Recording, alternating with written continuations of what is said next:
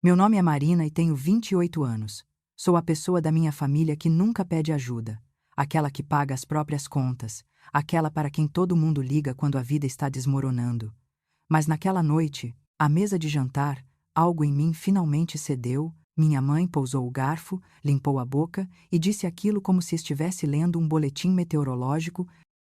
Sua irmã vai se mudar para sua casa no próximo mês. Não era uma pergunta, nem um pedido, mas uma decisão. Senti meu queixo apertar, meu peito contrair como se alguém estivesse pisando nele. Não. Eu disse antes que pudesse me conter. Ela não vai. O quarto ficou em silêncio. Minha irmã me encarou, chocada. Minha mãe piscou lentamente, como se tivesse me ouvido mal. O que você acabou de dizer? Ela perguntou. Eu disse não. Repeti. Não vou acolhê-la. Não vou fazer isso de novo. A cadeira dela arranhou para trás. Ela se levantou tão rápido que o guardanapo caiu no chão. Sua ingrata. Ela sibilou e então a mão dela estalou no meu rosto. O tapa ecoou nos meus ouvidos, quente e humilhante. Você já sentiu sua infância inteira te atingir em um único momento, cada vez que você ficou quieta, cada vez que engoliu sua raiva, cada vez que disse a si mesma que a família vem em primeiro lugar? Eu não chorei, eu não implorei. Apenas empurrei minha cadeira para trás, peguei minha bolsa e saí. Atrás de mim, minha mãe gritou meu nome, a voz embargada. Mas eu não olhei para trás. O que você teria feito se sua própria mãe te tratasse como uma ferramenta, não como uma filha? Você continuaria se sacrificando, ou finalmente iria embora? Naquela noite, eu ainda não sabia, mas o tapa dela foi a última vez que ela me bateria sem consequências. Antes de eu te contar como aquele tapa se transformou em uma vingança que minha família jamais esqueceria, fique até o final porque uma decisão que tomei depois daquele jantar mudou tudo para todos nós. Não fui direto para casa depois daquele jantar. Andei até minhas pernas doerem e minhas bochechas pararem de queimar. O gosto metálico na boca desapareceu lentamente, mas a raiva não. Eu continuava ouvindo as palavras dela em loop. Ingrata. Como se eu não tivesse trabalhado em 2 empregos na faculdade enquanto minha irmã ficava em casa, resolvendo as coisas. Como se eu não tivesse emprestado dinheiro a eles sempre que as luzes estavam prestes a ser cortadas. Meu telefone vibrou. Era minha colega de quarto e melhor amiga, Lúcia. Onde você está? Era para você estar em casa há 1 hora. Olhei para a tela por um momento antes de digitar. Preciso conversar. Você pode me encontrar no café. Poucos minutos depois, eu estava sentada em nossa mesa de sempre, as mãos ainda tremendo. Lúcia entrou apressada, jogou a bolsa e sentou-se na minha frente. Marina, o que aconteceu? Respirei fundo. Minha mãe acabou de anunciar que minha irmã vai se mudar para minha casa. Sem aviso, sem perguntar, apenas decidiu. Eu disse. Não, contei. Ela me bateu. Lúcia recostou-se, os olhos arregalados. Ela te bateu de novo. A palavra dela ficou suspensa no ar de novo. Talvez você esteja se perguntando a mesma coisa. Quantas vezes você perdoa antes de perceber que o perdão se transformou em permissão? Por quanto tempo você permite que alguém ultrapasse seus limites antes de admitir que não há mais limites? Meu nome é Marina Silva. Adicionei baixinho, como se estivesse me lembrando de que eu era uma pessoa, não apenas um papel. Tenho 28 anos, pago meu aluguel, pago minhas contas. Não sou uma criança que eles podem mandar para lá e para cá. Lúcia exalou lentamente. Ok, comece do começo. Me conte tudo. E assim eu fiz. Contei a ela sobre anos sendo a responsável. Como minha mãe, cujo nome é Helena, sempre dizia. Marina consegue lidar com isso, como minha irmã mais velha, Sofia, flutuava de emprego em emprego, sempre voltando para a casa da nossa mãe. Quando as coisas ficavam difíceis, contei a ela sobre a vez em que minhas economias da faculdade desapareceram porque Sofia precisava de um carro para ir trabalhar, sobre a vez em que minha mãe me fez sentir culpada para pagar a dívida da minha irmã porque família não deixa um ao outro se afogar. E agora, eu terminei. Eles querem que eu seja a terapeuta, empregada e babá grátis dela novamente. Eu disse, não. E aparentemente isso me torna egoísta. Lúcia tamborilou os dedos na mesa, pensando. Você sabe qual é o seu problema? Ela finalmente disse. Eu resmunguei. Só um. Você não se permite ficar brava o tempo suficiente. Ela disse. Você sempre cede. Você diz não por um segundo, depois a culpa te devora e você acaba dizendo sim. Quantas vezes esse padrão se repetiu? Muitas. Você já notou que as pessoas que te chamam de egoísta geralmente são as que mais se beneficiam do seu altruísmo? Você já se perguntou: quem desmoronaria se você parasse de salvá-los e se desta vez você não ceder? Lúcia perguntou.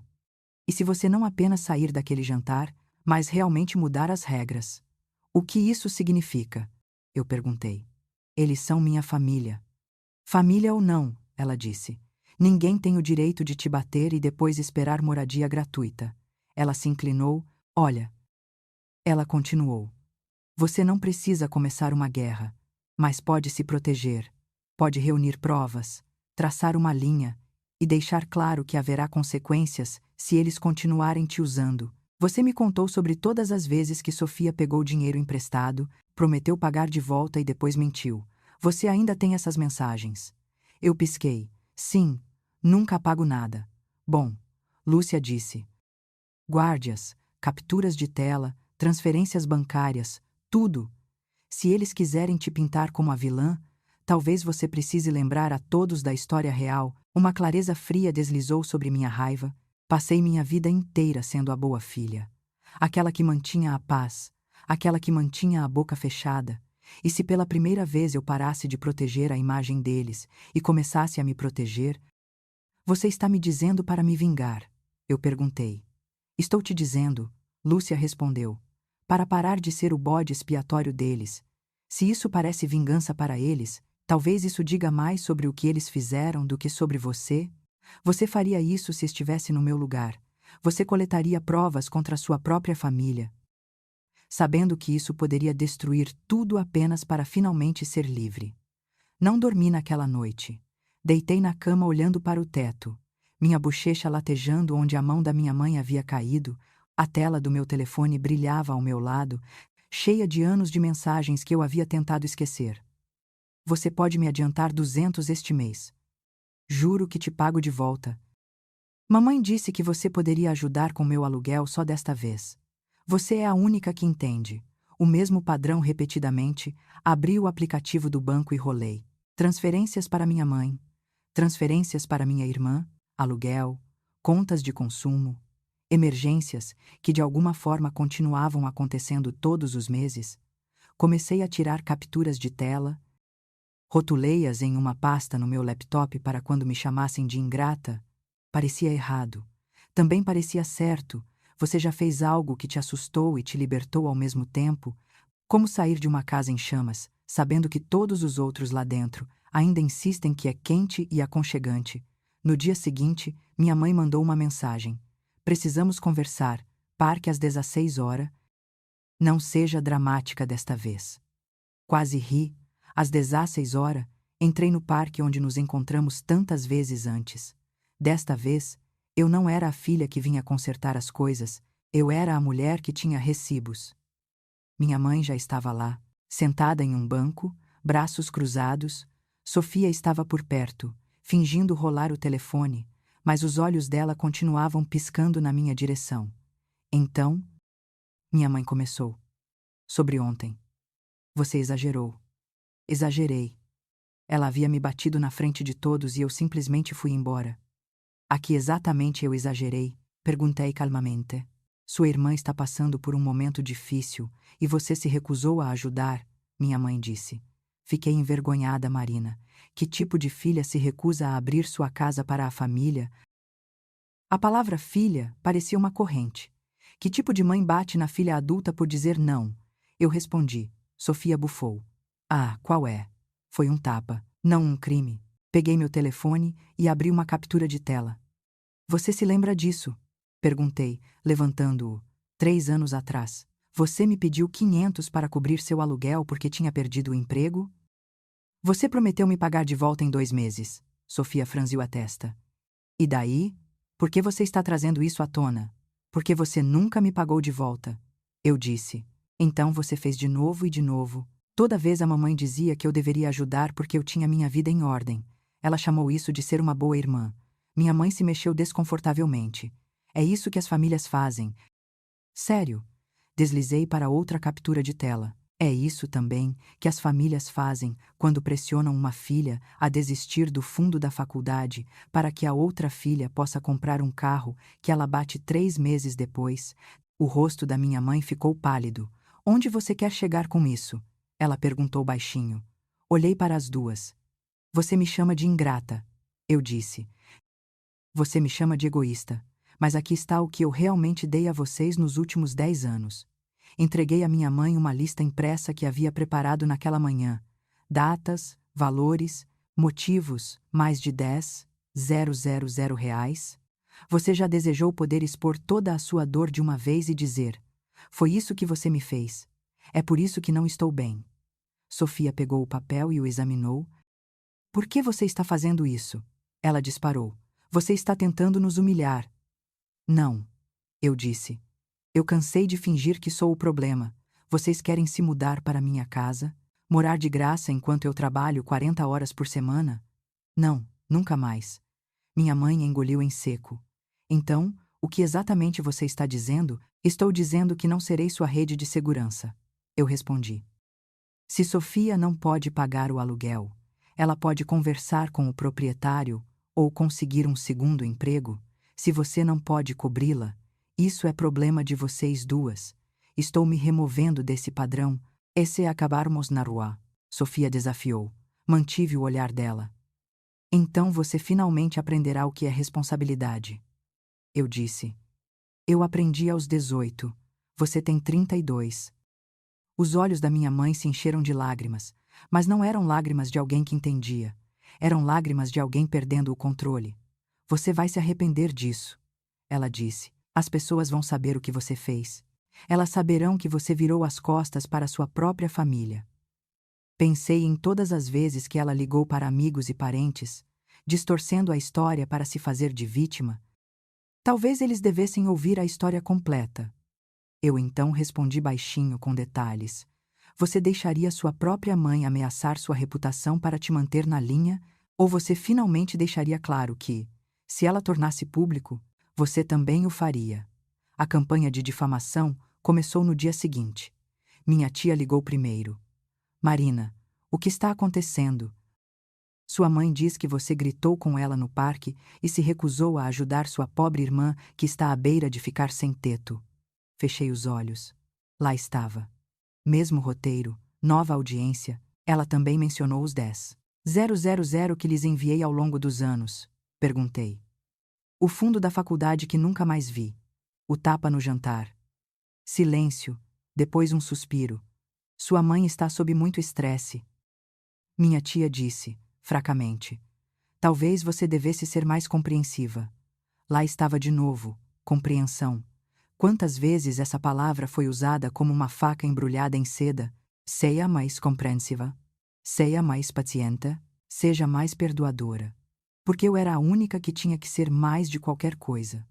Naquela noite, sentei-me ao meu laptop e abri o grupo de bate-papo da família. Mãe. Não sei o que fiz para merecer uma filha tão fria, Sofia. Imagina escolher seu orgulho em vez da sua própria família. Olhei para a tela, depois para a pasta de capturas de tela na minha área de trabalho. Lúcia, eu disse. Se eu jogar tudo isso no bate-papo do grupo, isso é ir longe demais. Ela olhou para mim do outro lado do sofá. Você quer vingança ou quer clareza? Ambos. Admiti. Então faça de forma limpa. Ela disse. Sem insultos, apenas fatos. Deixe-os decidir quem é o vilão. Então eu escrevi. Para todos que ouviram que sou ingrata e egoísta, quero que vejam o que realmente aconteceu nos últimos 10 anos. Em seguida, anexei um PDF com a lista de transferências, capturas de tela de promessas e uma frase curta no final. Não estou virando as costas para minha família. Estou virando as costas para ser usada. Eu cliquei em enviar. Você conhece aquela sensação quando joga algo de um penhasco e não consegue puxar de volta? Foi assim que meu estômago afundou. Eles me odiariam. Eles me acusariam de expor a roupa suja. Eles finalmente veriam que eu não era o problema. Em minutos, o bate-papo explodiu. Uma prima. Eu não tinha ideia, Marina. Outra prima. Espera. Ela nunca te pagou de volta por nada disso. Minha tia. Isso é muita coisa. Minha mãe, como você ousa nos humilhar assim? Você é doente. Sofia, você é obcecada por dinheiro. Supere-se. Digitei lentamente. Não se trata de dinheiro. Trata-se de respeito, limites e consequências. Não vou financiar nem abrigar alguém que se recusa a se sustentar. Naquela noite, recebi outra mensagem. Não da minha família, de um número desconhecido. Oi, aqui é o Marcos, gerente da sua irmã. Encontrei seu número através de um contato em comum, vi as capturas de tela circulando no bate-papo da família, incluindo as em que Sofia dizia que precisava de dinheiro porque estava entre empregos enquanto nos dizia que estava cuidando de um parente doente. Acho que precisamos conversar. Meu coração parou. As capturas de tela estavam se espalhando para além da família agora. Eu não as havia enviado a ele, outra pessoa deve ter feito isso. Era isso que eu queria. Era vingança ou um desastre que estava saindo do controle? Lúcia observou meu rosto. Quem é? O gerente dela. Sussurrei. Ele acha que ela mentiu sobre o motivo de ter faltado ao trabalho. Ela mentiu. Eu assenti lentamente. Ela me disse que faltava aos turnos porque estava deprimida e precisava descansar. Ela disse a eles que estava levando nossa mãe a consultas. Ela disse à minha mãe que perdeu o emprego porque a empresa era cruel. Você já percebeu que não era apenas parte de um sistema tóxico? Você era o combustível. Que todo o dinheiro, todas as histórias de cobertura, todo o apoio silencioso permitiram que outra pessoa mentisse sem consequências. Ligue para ele. Lúcia disse. Hesitei. Se eu confirmar alguma coisa, ela pode perder o emprego. E se você mentir para ela de novo? Lúcia respondeu gentilmente. O que muda? Liguei. Obrigado por atender minha ligação. Marcos disse. A voz dele era firme, profissional. Mas eu podia ouvir o cansaço. Só quero entender. Ele continuou. Sofia nos disse que precisava tirar folga para cuidar de um parente doente. Ela nos enviou mensagens sobre consultas urgentes, mas as capturas de tela que sua família está compartilhando mostram ela pedindo dinheiro a você porque gastou o salário em compras online e saídas à noite. Engoli em seco. Eu não enviei essas capturas de tela para você. Eu disse. Mas elas são reais. Então ela mentiu. Ele disse baixinho. Sim, eu respondi. Ela tem mentido para todos nós por anos. Para mim, para nossa mãe, aparentemente para você também. Ele exalou. Sinto muito que você esteja passando por isso. Infelizmente, não posso mantê-la na equipe. Se ela está mentindo sobre suas ausências, não é apenas antiprofissional. É perigoso quando planejamos turnos com base em informações falsas. Fechei os olhos, já podia ouvir a voz da minha mãe na minha cabeça. Isso é culpa sua. Você arruinou a vida dela. Faça o que tiver que fazer, eu disse. Quando desliguei, minhas mãos tremiam. Você está bem? Lúcia perguntou.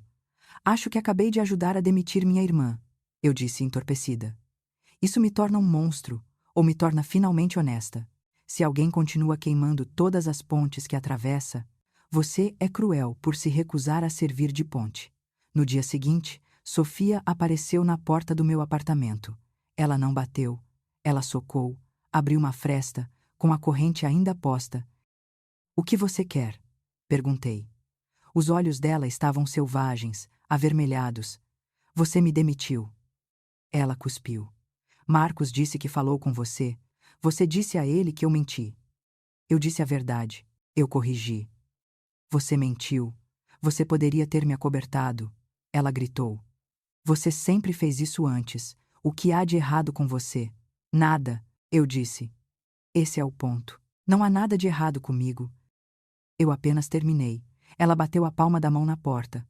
Você entende o que fez? Estou sem emprego, sem economias, e meu senhorio quer o aluguel até sexta-feira. Mamãe disse que você se recusou a ajudar. Você está tentando me deixar sem teto. As palavras dela eram como ganchos, cada um destinado a me arrastar de volta ao velho padrão. Você sabia que o aluguel estava vencido? Eu disse. Você sabia que faltar aos turnos teria consequências? Você escolheu mentir. Isso não está acontecendo com você. Você o criou. Ela riu amargamente. Você acha que é melhor que a gente agora só porque tem uma conta poupança estúpida e uma amiga que toma café caro com você?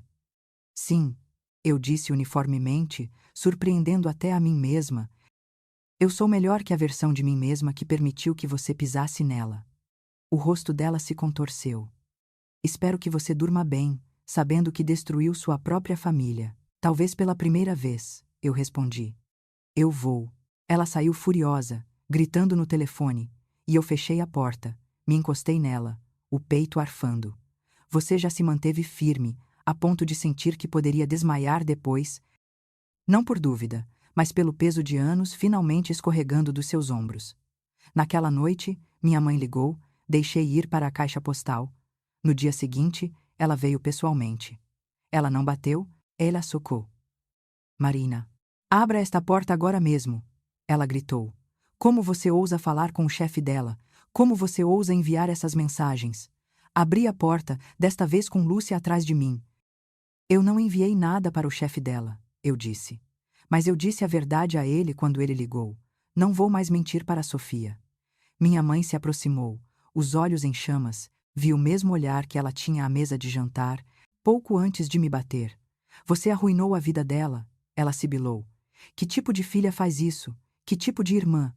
O tipo que está cansada de ser agredida e usada. Eu respondi.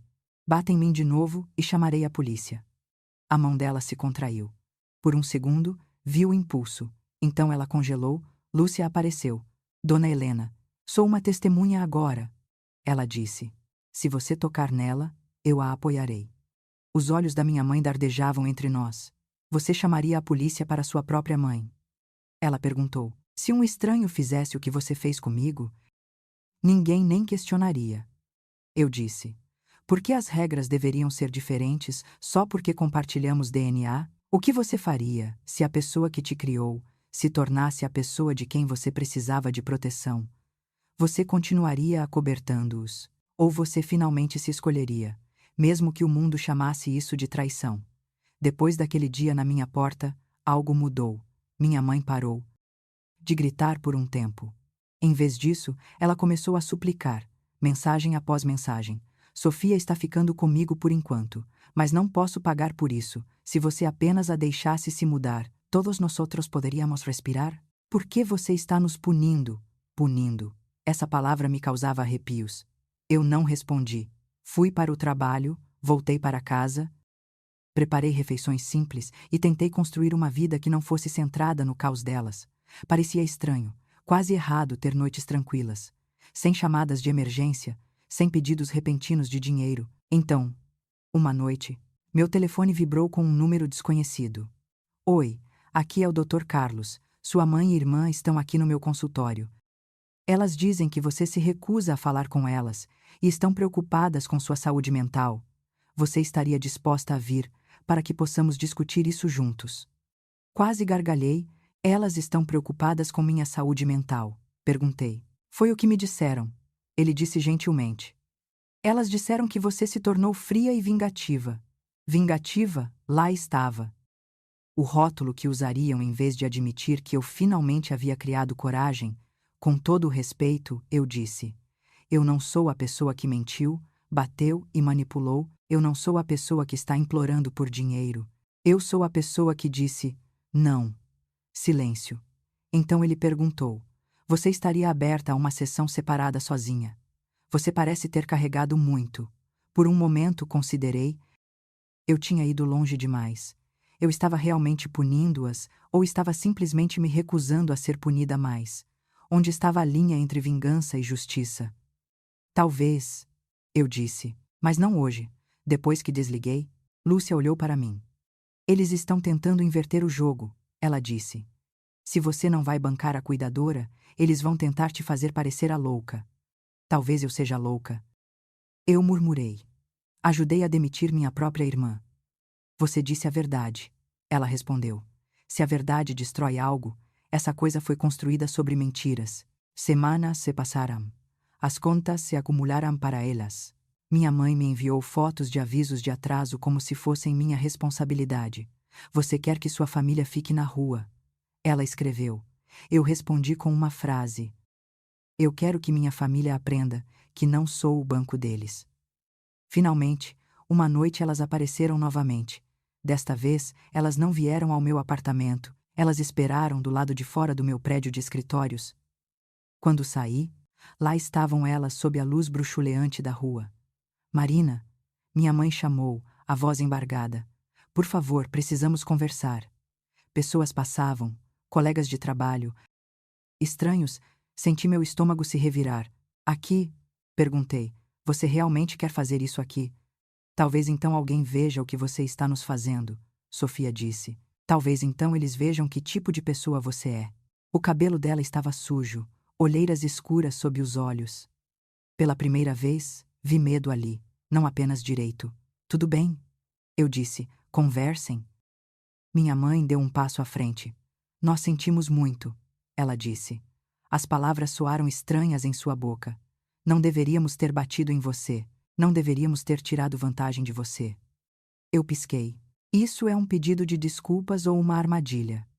É ambos, Sofia disse sem rodeios. Sentimos muito, mas também precisamos de ajuda. Estou em um plano de pagamento com meu senhorio. Mas se eu atrasar mais um aluguel, estou fora. A mamãe está atrasada nas contas de consumo. Você sabe, não podemos lidar com isso sozinhas. Então lá estava, o mesmo padrão, com uma nova camada de palavras bonitas por cima. Deixe-me perguntar algo, eu disse.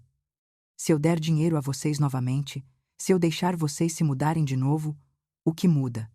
Minha mãe abriu a boca, mas nenhuma palavra saiu. Você está fazendo terapia? Perguntei a Sofia. Terapia de verdade. Não apenas usando meu nome com algum médico para me fazer parecer instável. Ela desviou o olhar. Não posso pagar. Você pode pagar cigarros, eu disse baixinho. Você pode pagar comida pronta. Você pode pagar sapatos novos. Você apenas não pode pagar a responsabilidade. Ela se encolheu. Aqui está minha oferta. Eu continuei. Vou pagar por 3 meses de terapia para você. Enviarei o dinheiro diretamente para a clínica, não para você. Não vou abrigá-la, não vou cobrir seu aluguel. Não serei seu plano de emergência. Você faz o trabalho ou enfrenta as consequências. Minha mãe me encarou. Isso é cruel, ela sussurrou. É. Eu perguntei. Ou é a primeira vez que alguém dá a Sofia uma chance de crescer em vez de uma almofada para cair? O que você teria feito? Abrir sua porta novamente e se perder? Ou dar a elas um caminho difícil e estreito e deixá-las escolher se querem percorrê-lo? 3 meses depois, a tempestade parecia diferente. Não desapareceu. Apenas mudou. Sofia realmente fez as sessões de terapia. No início, pensei que ela desistiria depois de 1 ou 2, mas ela continuou. Às vezes, tarde da noite, eu recebia uma mensagem. Hoje foi difícil. Meu terapeuta perguntou por que eu sempre espero que outra pessoa conserte as coisas. Ou, eu não percebi o quanto te culpei pelas minhas próprias más decisões. Eu nunca escrevi respostas longas, apenas curtas. Fico feliz que você esteja falando sobre isso. Continue. Minha mãe, por outro lado, ficou mais quieta. Havia menos mensagens longas, cheias de culpa, e mais mensagens curtas e confusas. Eu não sabia que era tão ruim para você. Ela escreveu uma vez. Pensei que você fosse forte o suficiente para lidar com tudo. Bufa. Ser forte não é um elogio quando é uma desculpa para machucar alguém. Certa tarde, Sofia perguntou se poderíamos nos encontrar. Não no meu apartamento, não no meu escritório, no parque. Ela escreveu. Onde tudo começou. Eu concordei. Quando cheguei, ela já estava lá no banco. Ela parecia menor de alguma forma, não fisicamente, mas na maneira como seus ombros não estavam mais jogados para trás com arrogância preguiçosa. Oi, ela disse. Oi, eu respondi. Sentamos em silêncio por um tempo.